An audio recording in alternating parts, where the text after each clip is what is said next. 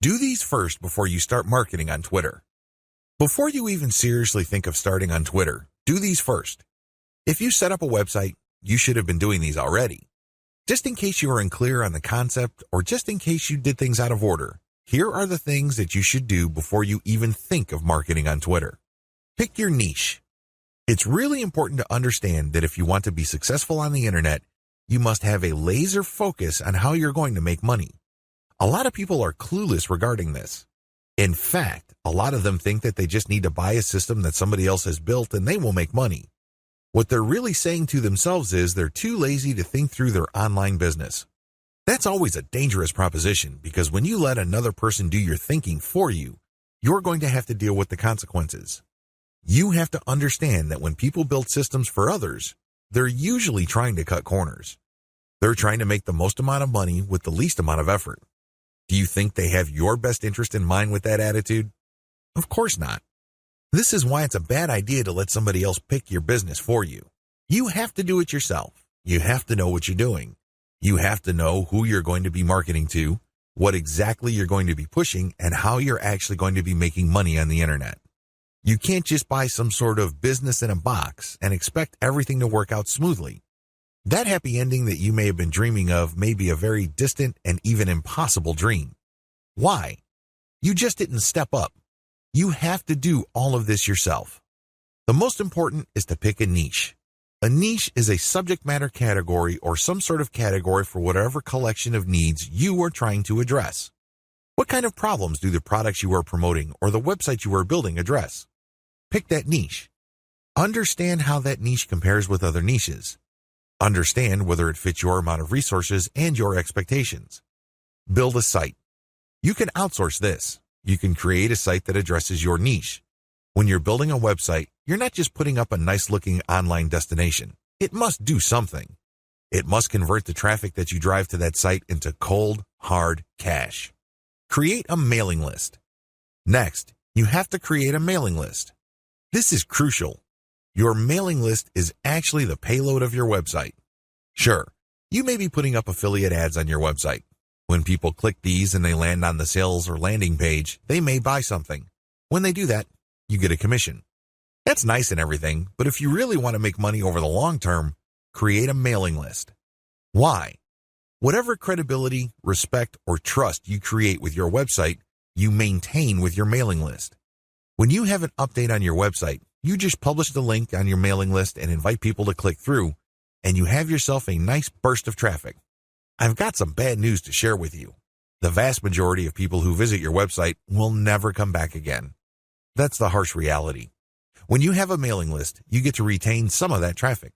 You only need to set an update, and you get a nice little surge of traffic because people saw your email and clicked on your link.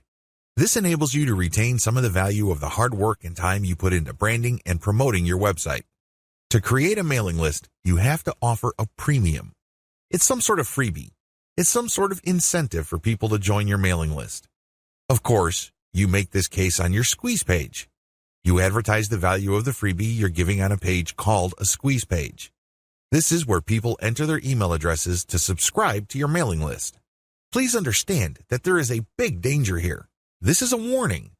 Don't go overboard in promoting the freebie because if you do that, people will sign up for the free booklet, the free course, or the free book. They couldn't care less about the updates your mailing list will send them. In fact, if you push the freebie too hard, they might even think that the updates you send are some form of spam because you caught them by surprise. Do you see how this works? There has to be a healthy balance between getting people pumped up to join your mailing list because they're getting something for doing it, but also letting them know that they are getting a better value by being on your list just because you will be sending them information that would enable them to solve all sorts of problems in their lives that are related to your niche. Do you see how this works? Do you see the balance? Create an ebook or report or some sort of high-value giveaway. When you create a mailing list, there has to be some sort of incentive for people to sign up to your list. I wish it were as easy as saying that your website is so awesome that your visitors owe it to themselves to sign up to your list. I'm telling you that if this is your strategy, you're probably going to get very few list members. Why? People need a push. They may be impressed by your website, they may like what you're doing, but this may not be enough to get them off the fence. To many people, entering an email address into a field is a lot of effort. You have to give them some sort of valuable incentive for them to sign up for your list. Generally, I would use some of my popular blog posts, or I would come up with a distilled version or a cheat sheet version. Usually this works. Other times, I would use some sort of massive compilation of resources that are an answer to people's problems. Whatever the case may be, the value of the incentive must be obvious. They don't have to be Sherlock Holmes to figure out the value of what you're giving away. Again, to reiterate, the value must not be so big and steal so much of the spotlight that people forget that they're signing up for a mailing list. It must share equal billing with the list. You have to promote the freebie in such a way that it is still clear to the person registering to your mailing list that they are signing up for a mailing list. Find top-notch content in your niche. Once you've set up a website and a mailing list, the next step on your journey to marketing your website and mailing list on Twitter is content. It's easy to get tempted and think that you're some sort of niche genius. You get all excited about a hot idea or a hot blog post topic, so you write a blog article. You put in the time, effort, and energy to do that, but what happens? 9 times out of 10, that content doesn't work. For whatever reason, people do not seek it out. You don't get traffic with it. You're not alone when this happens. The idea of build it and they will come is a dead end. Thankfully, there's a shortcut. Focus on content in your niche that already works. Look at the social media accounts of influential people or companies in your niche. Look at the content they're sharing. Pay attention to how many social signals they get. Do they get a lot of retweets, likes, favorites? Do they get shared a lot on Facebook? Using this objective social signal information, select their best content and reverse engineer it. Reverse engineering top-shelf niche content. Now that you have a clear understanding of what's hot and what's not in your niche, the next step is to reverse engineer your competitors' best content. How do you do this? First of all, you just focus on their topic. If they're talking about a certain personality in your niche, then talk about that person, because obviously the fact that they're getting all this attention from your niche audience means people are truly interested in that personality. However, don't stop there. Come up with something new. Maybe interview that person directly, or maybe take some sort of controversial angle. Maybe you can give more complete information. Whatever the case may be, come up with content that is obviously superior. This is what's going to make your tweets more popular. This is what will speed your branding efforts up. I'm sorry, but if you're just going to offer the same content that everybody in your niche is already offering, there's really no reason the people you're reaching out to should follow you. Think about it. If they think that you're giving them the same stuff as other sites, why go to you? They can easily have gone to those other sites. Draw their attention based on familiar themes. Keep their attention by doing something a bit different. It doesn't have to be much. You don't have to be a hero. You don't have to go overboard. But it has to be different enough. Unfortunately, this is one of those things that you will have to figure out firsthand. You would have to do it through trial and error. You have to learn through trial and error. Set up consistent social media accounts. Now that you have followed the steps above, you can now start setting up your social media accounts. For starters, you should focus on YouTube, Google+, Facebook groups, Facebook pages, Twitter, and maybe Pinterest. Start with these.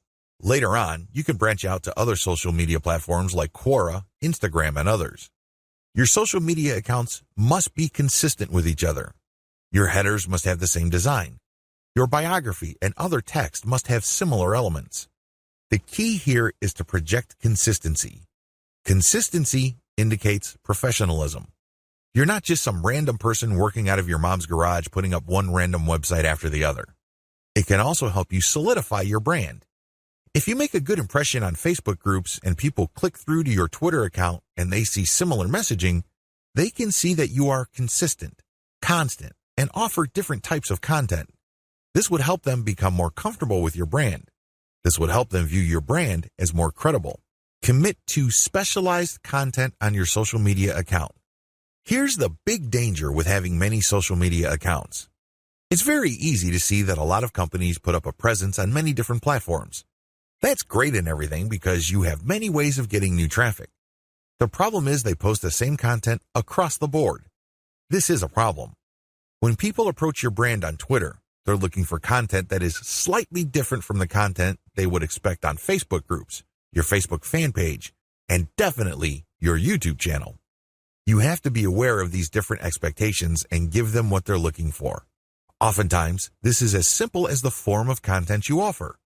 Obviously, when you're on YouTube, it would suck if you just offer blank videos of somebody reading your articles. That's not going to work. At least bother to use slideshows with the article. Preferably, you should have some sort of video spokesperson who speaks directly to the people during the video. Each platform's content must maximize the format requirements of that specific platform. Get ready to go manual or full auto. At this stage, you have set up your Twitter account. It is brand consistent. You already have lined up the best content you have researched from your competitors. This content has a lot of likes, shares, comments, and other signs of engagement. This is third-party content produced by others. When people click the link, they go to somebody else's website. They do not go to your site. Why in the world would you share this stuff? What's the point of driving traffic to somebody else's website? Well, it really boils down to credibility. If you make it your job to get all the very best content involving your niche and sharing it from one central place, you become credible and authoritative so much faster than if you just publish your own content. First of all, it's going to take a lot of time to reverse engineer the very best content and come up with your own version. It can also become very expensive. Time, after all, is money. Even if you're not paying a professional writer from places like Ozkey.org, who charge very reasonable rates, coming up with original content can still be a very expensive proposition for you. Why? It will take a lot of your own time to come up with that content. You probably have better things to do. You probably have other things you could be doing that would currently pay you more money. Third-party content is a lifesaver. This is called curation. You take the best content that everybody else has to offer and then you share it through your social media accounts. Here's the secret though. You share that content to draw people based on their interests. For example, if I find top-notch content on content marketing and I have a Twitter account that sells content marketing services, it would make a lot of sense for me to put all that high-quality and highly popular material in my Twitter feed, but from time to time, I would share my own original content. My original content would build credibility for me based on what I raise in the content. I control the conversation using those posts. After I get enough of a natural following, I would then share more and more of my own content and then share posts that only feature my Squeeze Page sign-up link. By doing this, I kill two birds with one stone. I share curated content to build credibility among a niche audience. These are people searching for certain specific content using very targeted hashtags. I pair very targeted niche hashtags with all my content. I rotate them. Then, I send out this content slowly but surely. I get people who are truly interested in my niche. Once I've established quite a bit of a following, I then share my own reverse-engineered content. This builds even more credibility, and this can also lead to my website getting backlinks from bloggers who are monitoring my niche. Finally, once I've got enough flow going, I would then start rotating my Squeeze Page link through my tweets more often. Instead of showing my Squeeze Page tweets once every 2 days or once a week, I can start showing it every few hours. However, it only makes sense to do this once you have established a decent number of followers and there's a high enough overall engagement level with your tweets. This is the general strategy. You can do this either manually or on full auto. What is fully automated tweeting?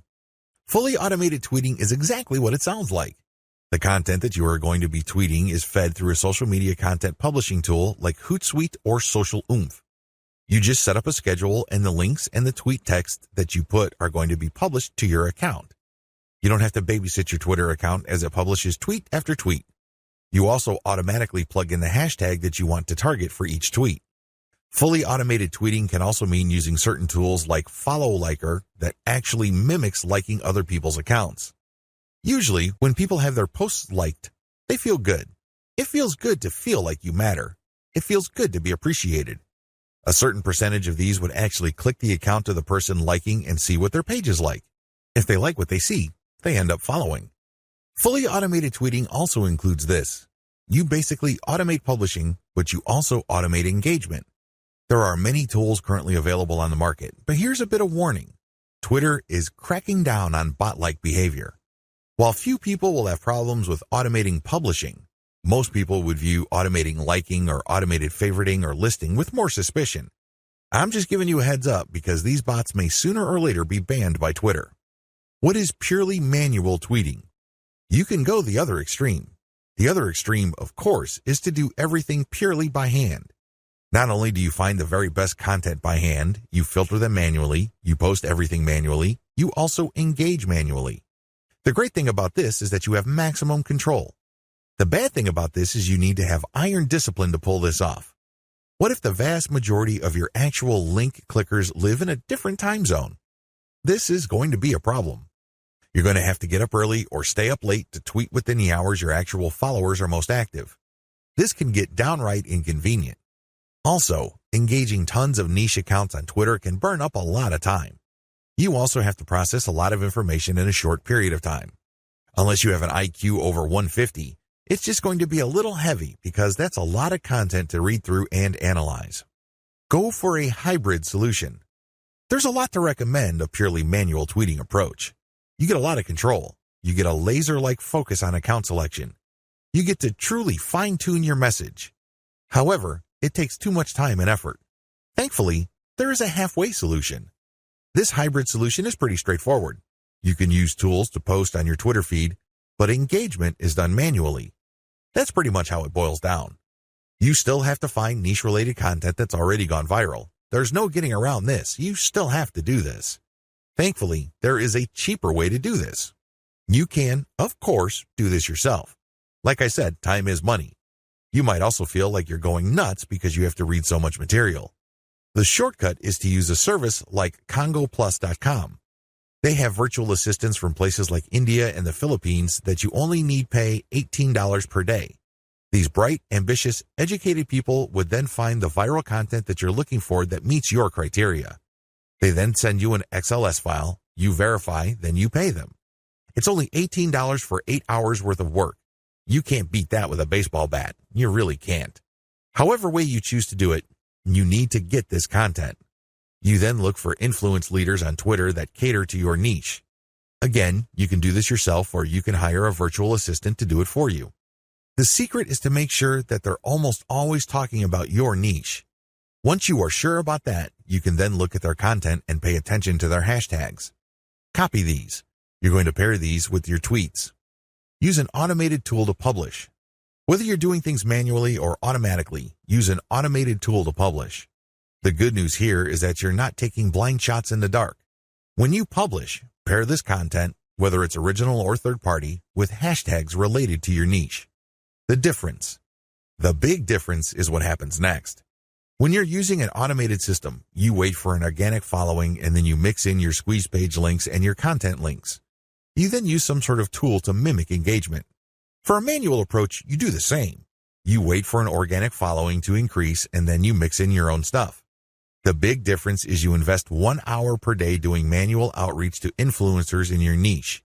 You should already be doing this because these are the people you got your hashtags from. Remember? The extra step that you need to take is just to engage with them. Tell them that you like their content. Manually like their stuff. Click the heart icon or retweet. Do whatever you can to get on their radar. One-to-one or person-to-person engagement is crucial. You have to get on their radar. Again, you can try to automate, but it can be ham-fisted. Also, it may be so obvious or clunky. Worse yet, Twitter might be cracking down on engagement automation, so this option may not remain open for long. Manual Twitter marketing. Assuming that you have decided to go the manual route, here's what you need to do. You have to budget your time. If you think you only have 1 hour to spare, make sure you give it at least 1 hour. This means stick to 1 hour exactly or go a bit over, but you need to make sure you put in the time. Find niche leaders. First, you need to find people's Twitter accounts who talk about your niche. Enter the keywords related to your niche into Twitter to find those accounts. How do you know these keywords? Where do you find these keywords? Here are the steps. Create a Google AdWords account. Don't get scared, this is free. Create a free account. Use the Google AdWords Keyword Planner tool. Enter websites that you know are competitors of yours, and alternatively enter well-known websites that you know are in your niche. You should get a nice listing of keywords using this technique. Once you find these keywords, look up those keywords to find even more related keywords. Make sure that these keywords get a decent amount of traffic. Read these keywords and be convinced that they are actually related to your niche. Once you have a nice clean list of keywords, plug this into Twitter to find accounts. There's a shortcut to this. You can use Congo Plus's $18 per day virtual assistants to do this for you. For only $18, you get a person's full 8-hour day of labor. This person can use Google AdWords for you, find the right keywords, filter the keywords, go through Twitter, find the accounts, get the hashtags, and follow those accounts. Follow real niche-specific accounts. Once you've done the above steps, you should be able to identify the accounts of people in your niche on Twitter. This is where you need to make a judgment call. You need to look at enough of their tweets to see if this person truly cares about your niche. Is this person really a niche expert, or does this person tweet about your niche from time to time? These are two totally different things. Follow real niche leaders. What are the benefits of manual Twitter marketing? When you identify and engage with niche leaders on Twitter, you get the following benefit. First of all, you get niche-specific hashtags. Second, you get a chance to get on the radar with people who are really experts or authorities in your niche. These people can open a lot of digital doors for your business. They can retweet your actual content. This can lead to niche-specific audience members visiting your website. They can interview you and possibly link to your website. You can interview them and establish some sort of professional friendship. You can get invited to conventions or symposiums or workshops. These can be tremendous networking opportunities. There are just so many ways you can benefit when you reach out to people who are already established authorities in your niche. Don't be antisocial. Don't think that you can be successful just with your own efforts. It doesn't work that way because there is a network of really credible people on Twitter already who have the influence that you're looking for. Why not just piggyback on their influence?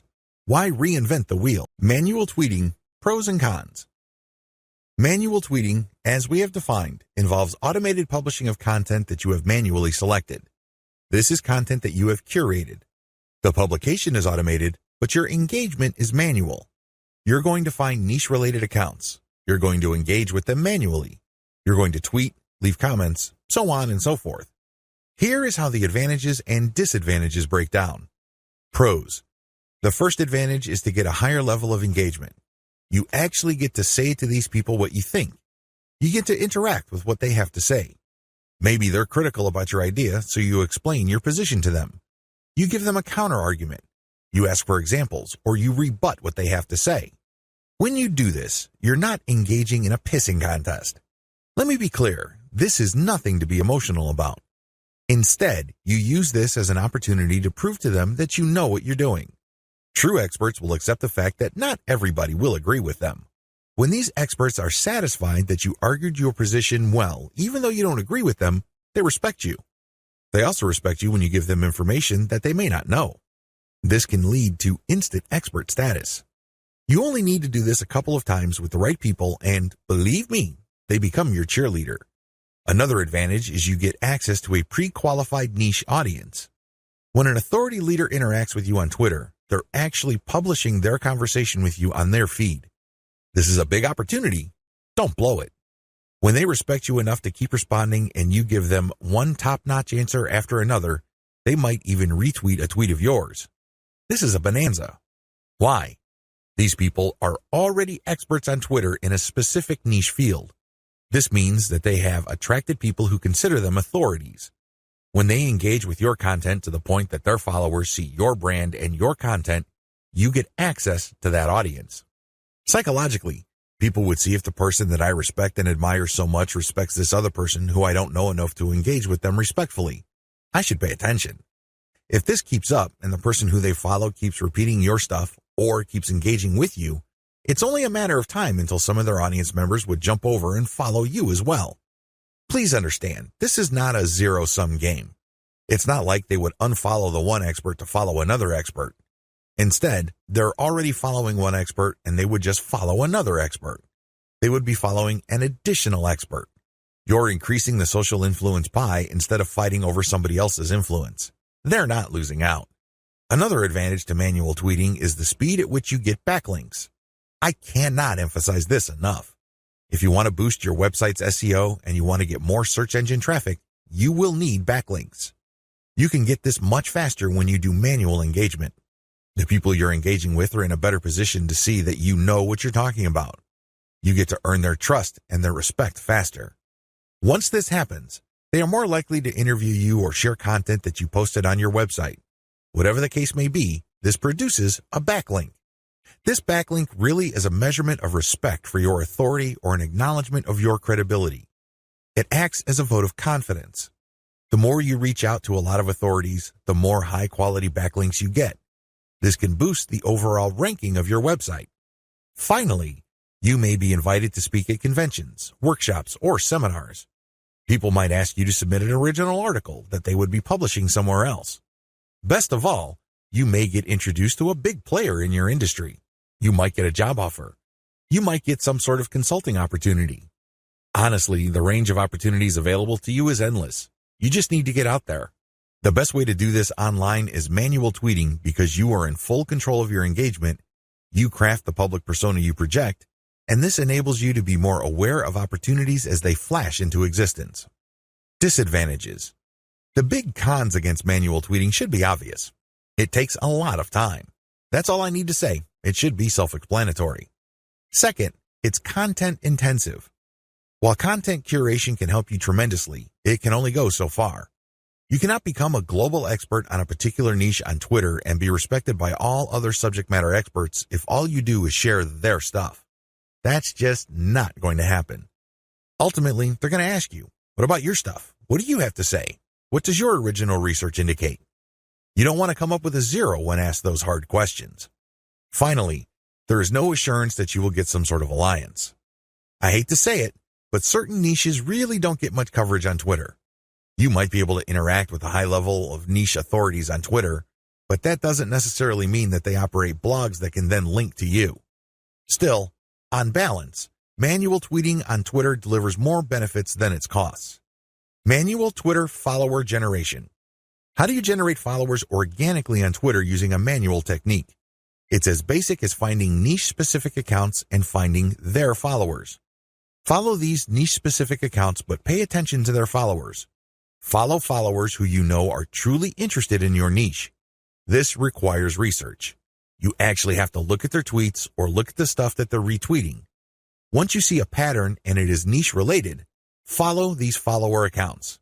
I know this is simple, but it's also effective. How to find the right niche influence leaders on Twitter. At this point, it should be fairly clear that you need to follow the right people on Twitter. Otherwise, the tips I've shared with you will not work. If you're just going to follow random people on Twitter, you don't know who you're influencing. In fact, you don't even know if you're influencing them at all. You have to understand that on Twitter, some people generally follow a general rule. If you follow me, I follow you. Nowhere in this does it say they're actually interested in what you have to say. That's a big problem. If you attract the wrong following, you're not going to get many results from Twitter marketing. In fact, the results you get would be the same as if you did not do Twitter marketing at all. That's a waste of time. You need to find real people. You also need to find real influential people. This isn't bad enough. You need to find real influential people in your niche. How do you do this? Here's my step-by-step guide. Pay attention to their biography. Look at their bio. Is it on point? Does it indicate the persona of a person who is truly interested in your niche? This is crucial. If there are no niche-related keywords there, or it's not obvious that this person is part of your target demographic, and it's not some sort of passionate or credible enough authority in your niche, then this is probably the wrong person. You may be barking up the wrong tree. Look at their follower-to-following ratio. This ratio is simple. Look at the number of people this person follows and look at the number of people following this person. If this person's followers greatly outnumber the accounts this person is following, chances are this is a real account. It is not some bot that is fully automated. Instead, this person actually has influence because for how many people he or she is following, he is followed by hundreds, if not thousands of more people. This is very important. If it turns out that the number of people following this person is pretty much the same as the number of persons he is following, it's probably not a good idea to follow that person. This person is probably just using some sort of software to take advantage of the fact that when you follow people, they follow you back. Some of them follow you back. Pay attention to their level of engagement. Look at the stuff that they talk about. Pay attention to their tweets. What do they constantly retweet? What do they tweet about? Are they talking about the same stuff most of the time? Does their account get a lot of retweets and posts, retweets and engagements? Do they get a lot of favorites? Is there a lot of engagement with the content they share?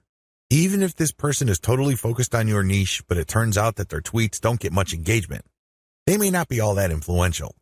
Becoming credible with them and getting access to their market may not work out for you. Their audience may not work out for you because they're not really authorities. Pay attention to the specificity of their posts. Look at their posts. Here's a rule of thumb. If 80% or more of their posts have something to do with your niche, follow them. Follow them if all the other points I raised above apply.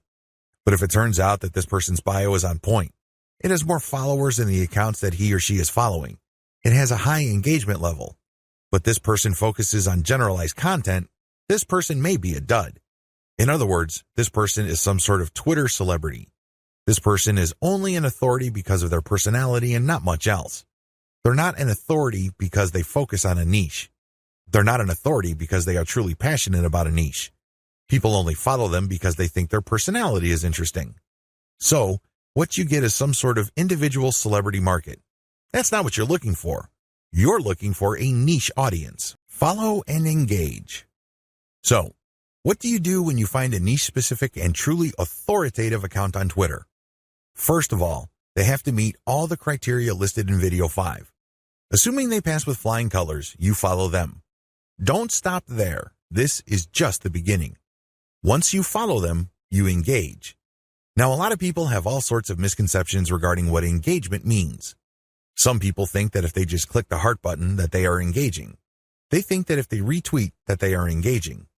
No, it goes beyond that. You actually have to engage in a one-to-one conversation with the person tweeting. You click the reply button. I'm not talking about the direct message button. I'm talking about the reply button. Here's where it gets a little tricky. You can't just use a stock answer like, hey, good post, or you're a genius. I admire you. I love you. No, that doesn't work. Those are worthless. Why? And true authorities get those all the time. They're credible. They know what they're talking about. So they get a lot of, hey, good post. You're a smart guy. You're a genius. So what? They get those all the time. You're not going to stand out. Remember, the whole point of engagement is to get on their radar. You want them to notice you. This is all but impossible if you're doing the exact same thing everybody else is doing. Everybody thinks that they're a genius already. Yet another guy piping up and saying the same thing is not going to register. How do you truly engage? Here's what I do. I ask questions. I know that sounds basic, right? But you have to ask the right question. You have to ask a question that indicates to the person loud and clear that you've read their post.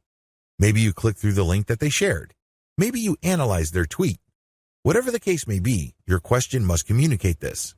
Your question must get them to think or analyze or look at things with a new perspective. When you do that, you get respect. Why? You're pushing them. You're challenging them.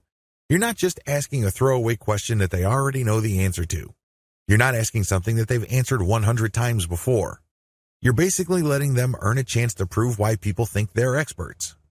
Most mature adults respect this. They're not scared by this. They're not threatened by this in any way. Even if you do come across somebody who has a thin skin or views this as an attack, you still gain authority and credibility because other experts are following that person. When they see that engagement, they quickly see that you actually have a working brain.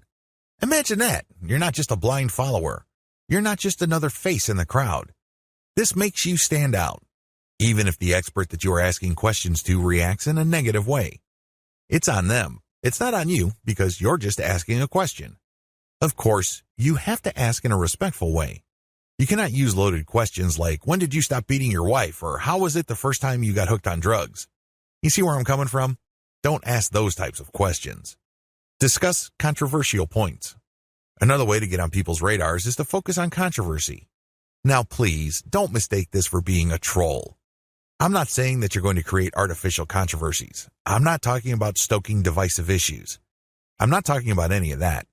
You see, in any kind of subject, there will always be two sides. This applies to niche subjects as well.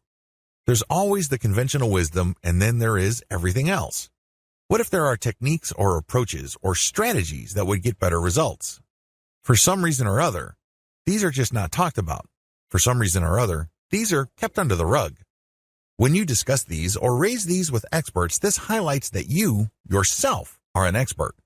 After all, if you fully explain these or fully describe these accurately, you are basically lecturing in an underhanded way people who are reading your tweets. You're letting them know of something that they may not have heard about. You are hinting at a body of knowledge that either they're trying to run away from or they may have an unclear understanding of. The fact that you tease this information communicates to them in a clear way that you are some sort of expert. Let's put it this way. You stand out from the crowd, and you're not just this random person saying, hey, good post, or you're a genius, or what do you think about this topic, which has been raised millions of times before.